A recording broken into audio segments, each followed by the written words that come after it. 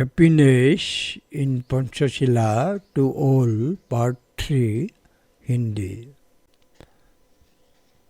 पंचशिला में सुख सबको भाग 3 नीति शिक्षा हिंदी में। नमो बुद्धाय। आज हम भगवान बुद्ध की शिक्षाओं पर तीसरा शील पर चर्चा करने जा रहे हैं। हम पहले ही कह चुके हैं कि बुद्ध के पास नीति शिक्षा है। पंच पनातिपाता वेरमणि शिक्षापदं समादयामि। मैं किसी भी को नहीं मारूंगा, मैं जीव हत्या से विरत रहूंगा। मैंने वो शिक्षा स्वीकार कर ली। अदिन्नादाना वेरमणि शिक्षापदं समादयामि। मैं चोरी नहीं करूंगा। जो वस्तुएं मुझे दी नहीं गई है उन्हें लेने से मैं विरत रहूंगा। मैंने वो शिक्षा स्वीकार कर ली। कामेषु मिच्छाचारा वेरमणि शिक्षापदं समा। मैं व्यभिचार नहीं करूंगा। रति क्रिया से मिथ्याचार करने से मैं विरत रहूंगा। मैंने वो शिक्षा स्वीकार कर ली।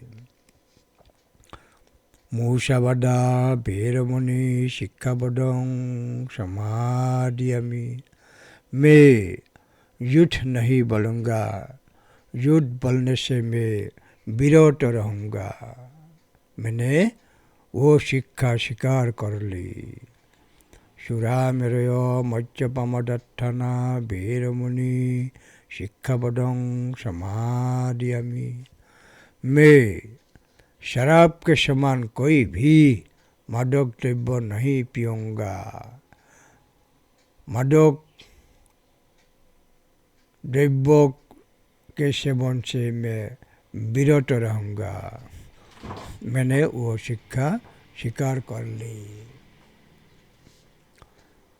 आज हम बुद्ध की शिक्षाओं को तीसरी शील पर चर्चा करने जा रहे हैं। पांच नीति शिक्षा में तीसरी शिक्षा है कामेषु मिथ्याचारा वेरमणि शिक्षापदं समादयामि। तीसरी शब्द में मैंने वो शिक्षा स्वीकार कर ली कि मैं व्यभिचार नहीं करूँगा। अर्थात मैं व्यभिचार नहीं करूँगा बल्कि सदाचारपूर्ण जीवन जीऊँगा। मैं पति पत्नी के पवित्र रिश्ते की जिंदा रखूँगी। बुद्ध ने हमेशा सिखाया है कि पतियों को अपनी पत्नियों का सम्मान करना चाहिए और पत्नियों को अपने पतियों का सम्मान रूप से सम्मान करना चाहिए।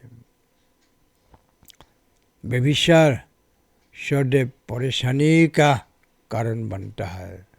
वो दुखदायक है। व्यभिचार करना किसी को धोखा देता है। शोध करने के लिए संयम अच्छे चरित्रों की नींव है। व्यभिचारी होना एक भ्रष्ट व्यक्ति होता है। इसे कोई तरीका है जिनसे आप अपना स्वविश्वास सुधार करते हैं। अनियंत्रित बेकाबू मन ऐसा मन जो कर्मों और परिणाम से नहीं डरता। एक अंधा मन जो भविष्य नहीं देखता। एक भूखा और कमज़ोर मन जो वासना में भटकता है, आसानी से व्यभिचार में गिर जाता है। जैसे सिरो हुई गाय अपने मालिकों के खेते को खा जाते हैं और उन्हें जला देते हैं। कभी भी इंद्रिय सुखों की खोज में, मन की भूख में भटकता रहता है। लोगों को अच्छा करने का अवसर नहीं मिलता, बल्कि बुरा करने का अवसर मिलता है और वे व्यभिचार से तृप्त होते हैं। ऐसे कोई कारण है जिनके कारण आपको जेल ही जाना चाहिए। धम्मपद 1 में ऐसा कुछ बातें है। सड़े हुए घर में वर्षा प्रवेश करते हैं।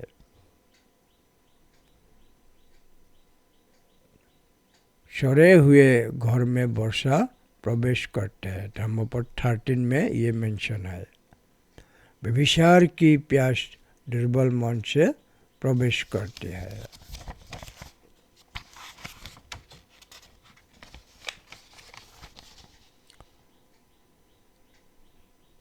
अल्पकालिक संतुष्टि के परिणाम दर्दनाक, परेशान करने वाले, अपमानजनक, संदेहजनक और खेदजनक होते हैं।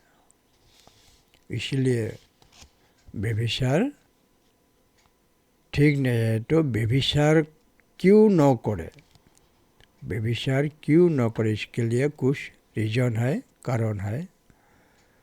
पहला कारण है क्षणिक सुख के लिए व्यभिचार करने से चरित्र की शांति हानि, धन हानि, मान सम्मान हानि, अतिरिक्त शत्रुता बढ़ती है, हिंसा बढ़ती है, तृष्णा बढ़ती है, सामाजिक अपमान और राजदंड बढ़ता है। ये कष्ट में भर गए और मरने के बाद भी ये अपने अतृप्त प्यास के कारण भविष्य में कष्ट भोगते हैं। दूसरा कारण वो है कि व्यभिचार करने के लिए अवैध यौन संबंध बनाने से शत्रुता बढ़ती है।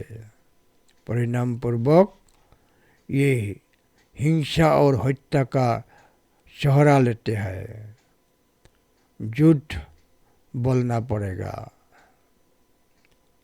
तीसरा कारण वो है कि व्यभिचारी मन अशुद्ध होता है और माता पिता, रिश्तेदारों की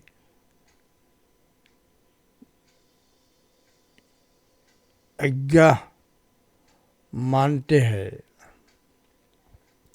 उन्हें हर वक्त डर के पास, डर के साए से रहना है। उन्हें हर वक्त डर के साए में रहना पड़ता है। वे आनंद और शांति से वंचित हो जाते हैं। धम्मपद 309 में लिखा हुआ है, पथभ्रष्ट लोग महापापी, निद्राहीन, अशांत, निंदनीय पशु बनते हैं और नरक में जाते हैं। धम्मपद 110 में मेंशन है, डर के साथ संभोग अस्थायी है लेकिन परिणाम भयानक, सामाजिक निंदा, राजदंड और नरक की यात्रा है। चौथा कारण वो है कि व्यभिचारी जीवन असाध्य दुख देता है।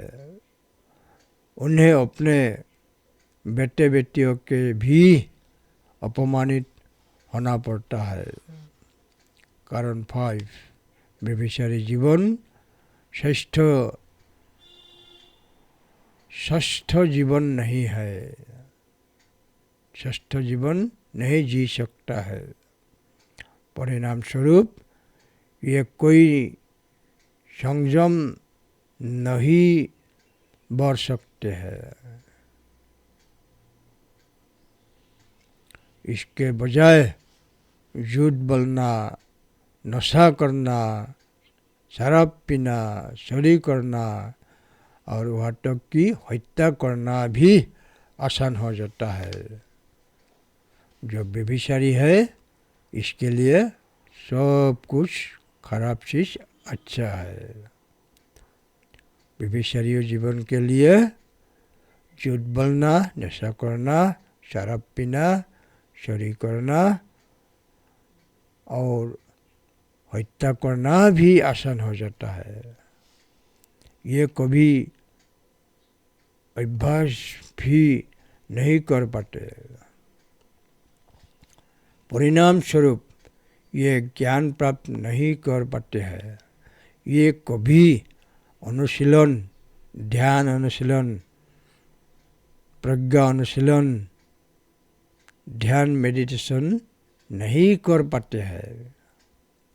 परिणाम स्वरूप ये ज्ञान प्राप्त नहीं कर पाते हैं और ज्ञान का सुख नहीं भोग पाते हैं।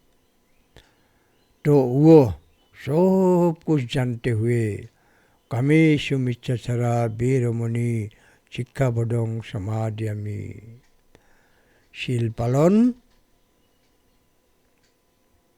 शांति के लिए है, समाधि के लिए है और समाधि प्रज्ञा के लिए है।